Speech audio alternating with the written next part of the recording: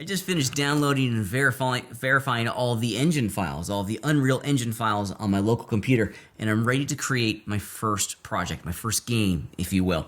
Now, please be mindful that the Unreal Engine area of the Epic Launcher is where we want to be, and specifically, we want to hang out in this library tab. This library tab is going to give us access to all of the different engine versions. I'm using version 5.2.1.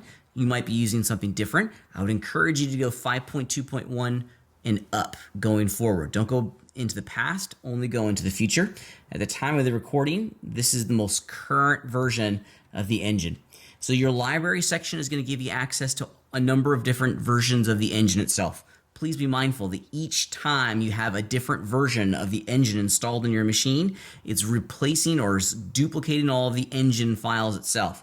So one version is like 35 gigs worth of data. If I have 5.1 and 5.2 installed on my machine, that's like an extra 30 gigs of data. So even though you can have multiple engine versions installed in your machine, you may want to pick one. 5.2.1 is a great one, and then stay with that one for as long as you can. In addition, this is a great place to remember that the Epic Launcher is the place where you can go and launch all of the projects that you create. So this is pretty neat. You also have access to all of the content that has been provided to you or that you've downloaded or purchased from the Unreal Marketplace.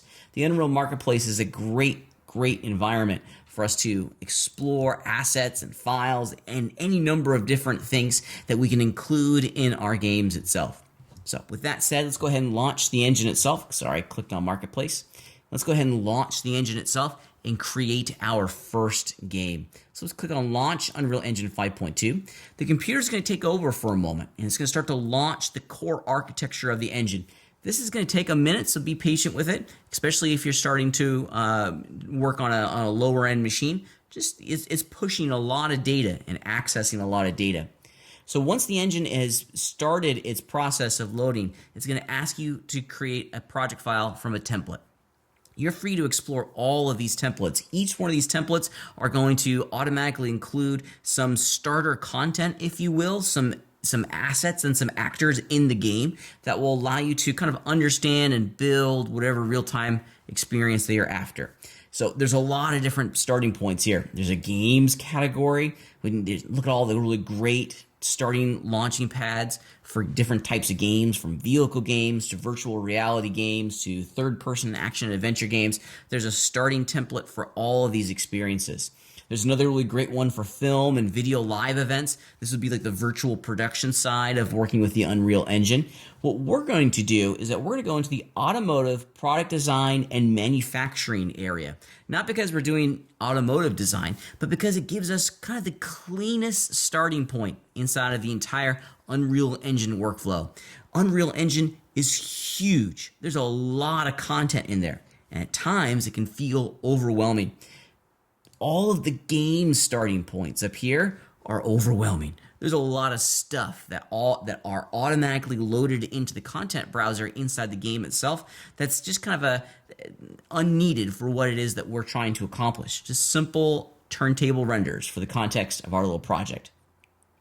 So I'm going to go back down into the automotive, product design, and manufacturing area, and I'm going to choose, unsurprisingly, blank. I want an empty scene inside of Unreal Engine. That way we can start adding and customizing the scene to get the renders and the animations that we strive to create. Now, before we just hit the create button, a couple things to be very mindful of. You are going to be defining a specific location on your computer where this Unreal Engine project file is going to live. You need to manage this. Make sure that you have enough hard drive space in this area. You'll probably need a good 3 or 4 gigabytes of hard drive space per project. If you're going to be incorporating a lot of 3D models and textures, you may need more. In addition, way over here on the far right hand side of the window, make sure you name your project. The default name of my project is not going to work for me, so I'm going to call mine Jack O Lantern. There we go. Be careful here. I don't think you can have spaces in all of your project file names. You'll get a little error message popping up down there at the bottom. There's also a limit on the length of your file name, excuse me. So be mindful of that as well. Let's go ahead and create the file. And again, you can see that it's going to kind of take over for a second. This is a very common environment or common splash screen to see. It's going to load and process all of the shaders. Now, I'd already loaded all my shaders before I started recording this video, but you'll see that there's going to be a little countdown kind of indicator on that little splash screen, and it's going to compile all of your shaders. You're only going to have to do this once per game. It's going to take a minute. It's going to take 15 or 20 minutes or so for all the shaders to compile. Think of these shaders as kind of like the mathematical back end of the entire Unreal Engine that defines how the lights and the animations and all the magic that happens in Unreal Engine, that they're kind of responsible for that. It's going to take a good minute, maybe even like 10 or 15, for you to compile all of these shaders. You only have to do it once, okay, per game, per project file. So this is one of those moments where you just hit the go button, you go get a cup of coffee, check your email, go have lunch or something, and then come back and your game will be ready to rock and roll. But after you compile the shaders one, you don't have to do it ever again, which is pretty cool. Okay, so this is what the environment looks like. We're not going to go into the details of how this space works at the moment, but this in every sense is going to be the structure and the foundation for our project going forward. I'm going to hide the engine here real fast because I want to make sure that everyone sees and is aware of some really important media management. I put my project file on my desktop. And if we were to go into that project directory, you're going to see a lot of really great stuff in here. So all of these files are super important.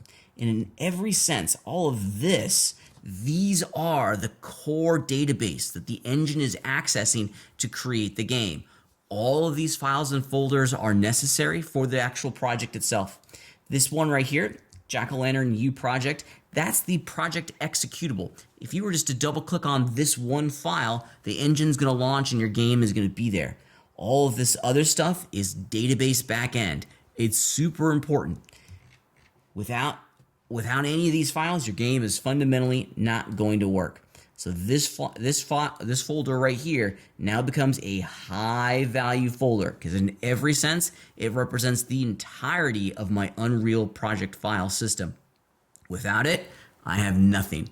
If you delete any of the folders and any of the content in this area, your game and your real-time animation is just fundamentally not going to work.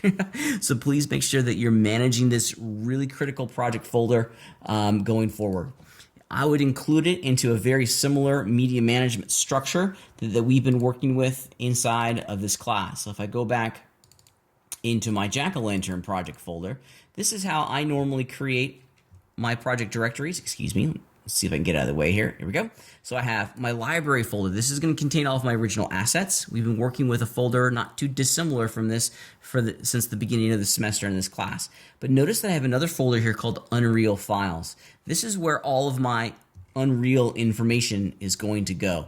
And I often have this folder be placed in that area right here.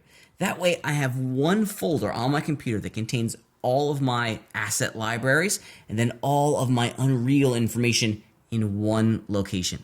When I'm backing up this file, I can just back up one folder and I know that everything for this entire project is going to get backed up and saved externally on my external backup drive. It makes it a very easy media management system that everything is literally one folders broken down into a whole series of subfolders that promote a specific workflow or specific work environment. In my mind, my library folder, this is all Blender and Substance Painter stuff. And then of course the Unreal Files section. That's going to be all the Unreal project folders and directories that's going to run the game itself. So this is how we're going to start the creation of our Unreal rendering experience. We're going to create we're going to use the blank template from the automotive and product design project collection of templates. And then we're going to make sure that we're managing that folder. Be very mindful of its name and its saved location because in every sense, this one folder contains all of the magic of our Unreal Engine project file.